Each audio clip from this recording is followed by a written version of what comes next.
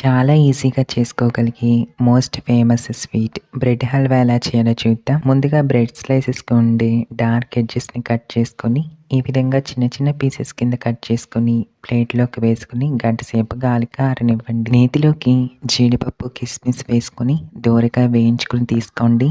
తిరిగి ఇదే నేతిలోకి కట్ చేసుకున్న బ్రెడ్ స్లైసెస్‌ని వేసుకొని, మంచి గోల్డెన్ షేడ్ వచ్చేంత వరకు ఫ్రై చేసుకొని ప్లేట్‌లోకి తీసుకొని పక్కనుంచుకోండి. 10 బ్రెడ్ స్లైసెస్‌కి గాను స్టవ్ మీద ప్యాన్‌లోకి 300 గ్రాముల పంచదార, 3 దంచుకున్న యాలక్కాయలు, 1 కప్పు నీరు వేసుకొని పంచదార పూర్తిగా కరిగిన తర్వాత ఫ్రై చేసుకున్న బ్రెడ్ స్లైసెస్‌ని వేసుకొని ఇవి కాస్త సాఫ్ట్‌గా అయ్యేంత వరకు కుక్ చేసుకోండి. ఇలా స్మాష్ చేసుకుంటూ కుక్ చేసుకున్నాక అరకప్పు వరకు చిక్కటి పాలని వేసుకొని ఈ పాలని మొత్తాన్ని బ్రెడ్ హల్వా బాగా పీల్చుకొని నెయ్యి సెపరేట్ అయ్యేంత వరకు కుక్ చేసుకోండి. ఇప్పుడు ఇందులోకి పచ్చి కోవా, వేయించుకున్న డ్రై ఫ్రూట్స్ వేసుకొని స్టవ్ ఆఫ్ చేసుకోండి. Bread halwa ready.